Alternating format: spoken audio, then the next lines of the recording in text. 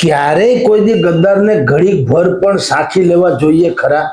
તો શક્તિસિંહની વાતમાં કાંઈ દમ નથી, રાહુલ ગાંધીની વાતમાં દમ નથી। 2012 થી રાહુલ ગાંધી આવી કેસેટ વગાડે છે કે બગીના ઘોડા રોષમાં છે, રેસના ઘોડા બગીમાં। રાહુલ ગાંધી અહીંયા ગમે બોલીને જાય, જ્યાં કોઈ કાળો કાગડો એને હિકારતા નથી, ત્યાં એવી મુવમેન્ટ ચાલે છે કે પ્રિયંકા ગાંધીને લાવો અને તમે ભાઈ સાહેબ હાવ રાખો।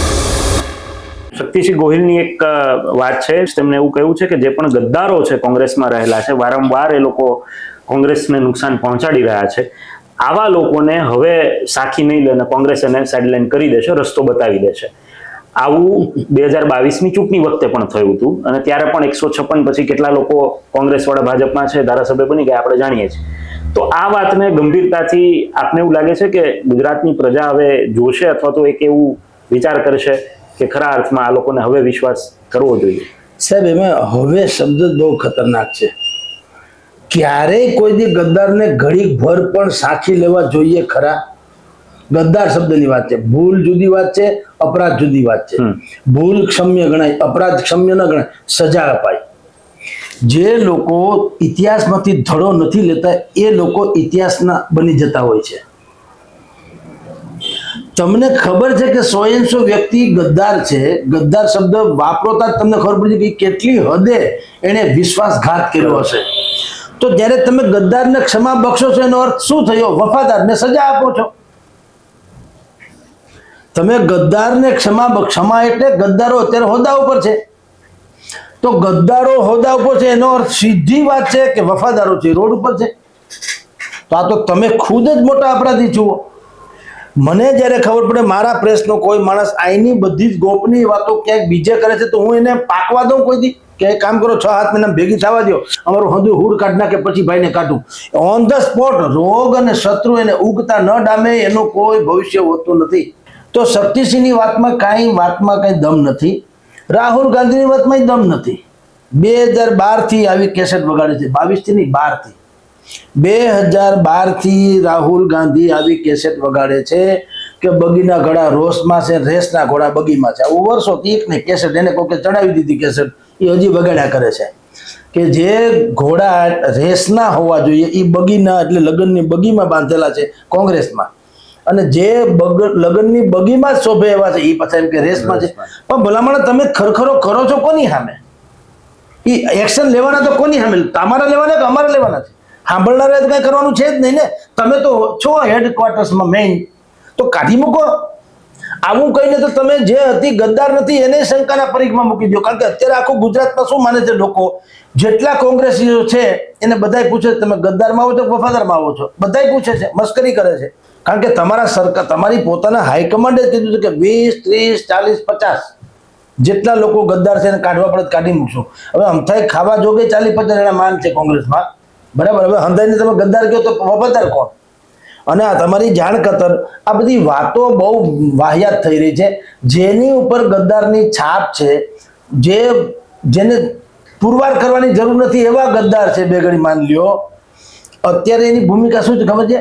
અધિવેશનની જે વિવિધ સમિતિઓ બની છે, 40 સમિતિ, અલીબાબા ઓર 40 સમિતિ બની, એમાંના મોટા ભાગની મેઇન સમિતિના વડા તો આ જેની ઉપર આક્ષેપ ગદ્દારોની છે એ છે। બોલો, તમે એરપોર્ટ સમિતિ, તમે મીડિયા કોઓર્ડિનેટરની સમિતિ, તમે ફલાણા સમિતિ, ઢીકણા સમિતિ, એના તો વડા છે તેઓ શ્રી, જેની ઉપર ગદ્દારોની છાપ છે।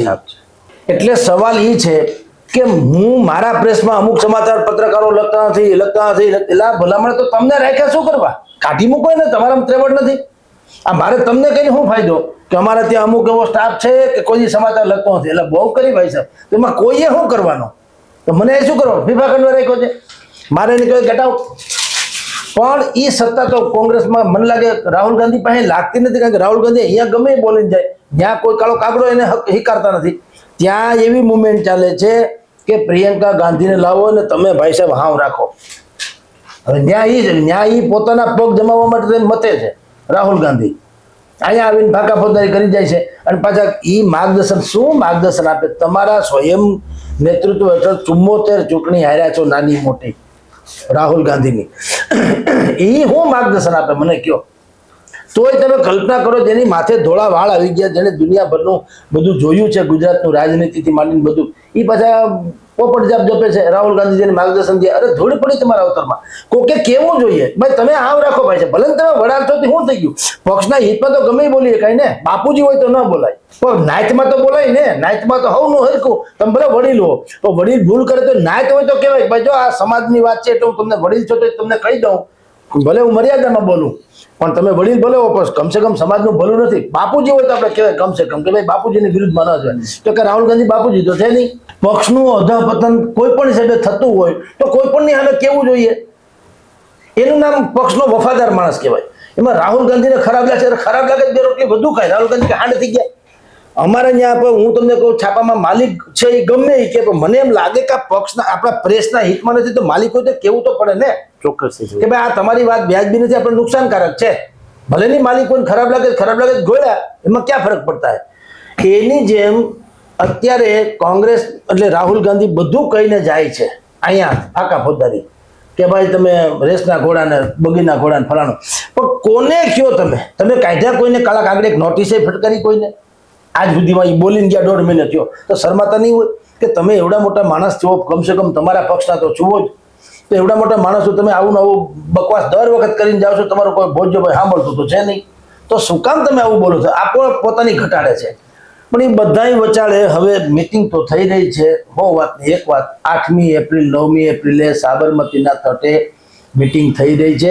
અને આ વખતે કોંગ્રેસે ગમે તેમ અત્યારે જે વેવ્સ આવે છે, વાવડ આવે છે, સંકેત મળે છે, સૂત્રો જણાવે, એ બધાનું કહેવાનું એવું છે કે કાંઈક નવું થશે. જિગ્નેશ મેવાણીથી માંડીને જેટલા લોકો અત્યારે જેના હમણાં એક અખબારે દિવ્ય ભાસ્કરમાં તો ઇન્ટરવ્યૂ વગેરે છે, એને કીધું કે ભાઈ આ વખતે મને એમ નથી લાગતું ખાલી વાતો થશે, આ વખતે સમથિંગ એક્શન આવશે ને આવશે જ.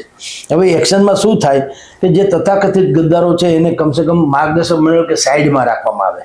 ભલે કાઢે નહીં, કદાચ કાઢે તો અવળું પડે એટલે કદાચ કાઢે નહીં પણ સાઈડમાં રાખવામાં આવે ને ન્યૂ ફ્રેશ ચહેરાઓ જે છે જેમ કે જિગ્નેશ મેવાણી, આવા લોકોને આગળ ધરવામાં આવે તો સંભવ છે કંઈક થાય. અને ક્યાંય ચહેરાની કમી નથી, ક્ષમતાની કમી નથી, આવડત કે કૌશલ્યવાન લોકોની કમી નથી ગુજરાતમાં, પણ એને તક મળવી જોઈએ ને. તમે ગમે તે સારા ડ્રાઈવર હોય, તમને કઈ ડ્રાઇવિંગ સીટ ઉપર તમે બેક સીટ ડ્રાઇવિંગ કરો, તમે શું કરી લ્યો? મારી પાછળની સીટ ઉપર તમે બેઠા હો, તમે ગમે એવા સારા ડ્રાઈવરો પર તમારા હાથમાં છે તો નહીં કંઈ, તમે પાછળ બેઠા છો, તમે શું કરી શકો ના? એવી હાલત અત્યારે કોંગ્રેસમાં હજારો કાર્યકર્તાઓની છે જે લોકો લાયક હોવા છતાં પણ એની પાસે કંઈ છે નહીં. જો એને મોકો આપવામાં આવે તો નક્કી આ અધિવેશન જે છે એ થોડુંક નોંધપાત્ર બનશે. ચોક્કસ સાહેબ, અમારી સાથે જોડાયા બદલ આપનો આભાર. તો આ હતા જગદીશ મહેતા, અને જે રીતે તેમણે કહ્યું છે એક વાત સ્પષ્ટ છે કે કોંગ્રેસે આ વખતેના અધિવેશન બાદ ભરપૂર બદલાવ કરવાની જરૂર છે, અને તો જ કંઈક નક્કર કામગીરી ગ્રાઉન્ડ પર થશે તો જ ચોક્કસથી આ મુદ્દે કંઈક થઈ શકશે અને ગુજરાતની અંદર કોંગ્રેસ ફરીથી બેઠી થશે. આ જ પ્રકારના વિડીયોઝ માટે આપ જોડાયેલા રહો અમારી સાથે, અને આપ જો આ વિડીયો જોઈ રહ્યા હો અને અમારી ચેનલ સબસ્ક્રાઇબ ન કરી હોય તો ચોક્કસથી સબસ્ક્રાઇબ કરી દેજો. ફરીથી મળશું આ જ પ્રકારના વિડીયો સાથે. અત્યારે બસ આટલું જ. મને આપશો રજા. નમસ્કાર. સત્યાત મંથનની યુટ્યુબ ચેનલ સબસ્ક્રાઇબ કરવાનું અને બેલ આઇકોન પ્રેસ કરવાનું, સાથે જ સત્યાત મંથનનું ફેસબુક પેજ લાઇક અને ફોલો કરવાનું અને ઇન્સ્ટાગ્રામ પેજ સાથે જોડાવાનું પણ આપ ચૂકશો નહીં. અત્યારે બસ આટલું જ. મને આપશો રજા. આપ જોડાયેલા રહો સત્યાત મંથન સાથે. નમસ્કાર.